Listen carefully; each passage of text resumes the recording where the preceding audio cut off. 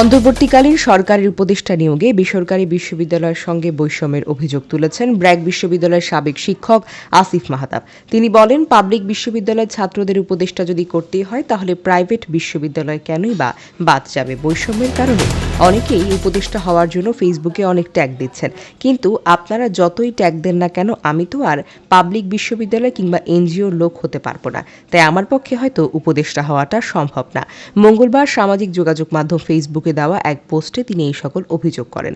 আসিফ মাহতাব বলেন, সরকার গঠন করবার পর প্রাইভেট বিশ্ববিদ্যালয়, মাদ্রাসা, জনগণ, রাজনৈতিক দল কারো মতামত না নিয়ে উপদেষ্টা করা হচ্ছে স্বৈরাচারের দোসরদের। বলা হচ্ছে তারা ছাত্রদের দ্বারা নিয়োগ পেয়েছে, কিন্তু সেই ছাত্রদের মধ্যে কি আমাদের প্রাইভেট বিশ্ববিদ্যালয়ের ছাত্রনেতারা ছিল? আমি মনে করি প্রাইভেট বিশ্ববিদ্যালয়ে সবার প্রতি বৈষম্য হয়েছে বা হচ্ছে।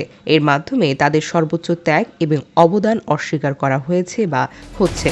তিনি বলেন, সরকার গঠন করবার পর পাবলিক বিশ্ববিদ্যালয়ের ছাত্রদের উপদেষ্টা করা হলো, অথচ তাদের থাকার কথা ছিল বিশ্ববিদ্যালয়। কিন্তু শিক্ষক হয়ে আন্দোলনের নেতৃত্ব দিয়ে এমনকি ত্যাগ স্বীকার করার পরও আমাকে একটি ফোন করার প্রয়োজন মনে করেনি সরকার। দেশ স্বাভাবিক করার জন্য আমার থেকে কোনো পরামর্শ নেওয়ার প্রয়োজন হয়নি, যেখানে আমি জনমুখী রাজনীতি এবং স্বৈরাচার বিরোধী আন্দোলন করেছি 15 বছর ধরে। আর এখন যারা উপদেষ্টা হচ্ছেন তারা স্বৈরাচারের দালালি করায় ব্যস্ত ছিল।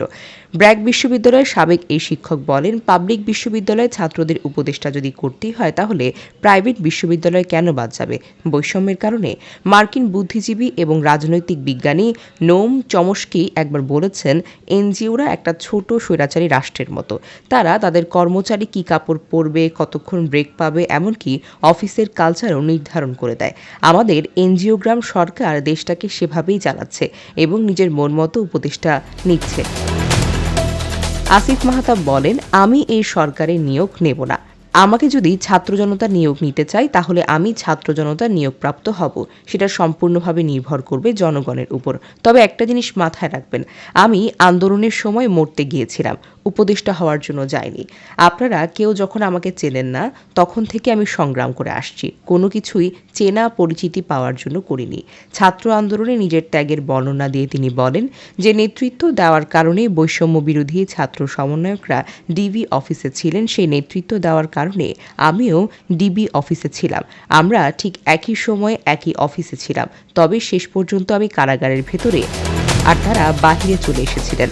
তখনও ডিবি আমাকে মারধর করে ইনিয়ে বিনিয়ে বলেছিল যাতে আমি বের হয়ে আন্দোলনের বিপক্ষে বলি, কিন্তু আমি রাজি হইনি। রাজি হলে হয়তো আগেই ছাড়া পেয়ে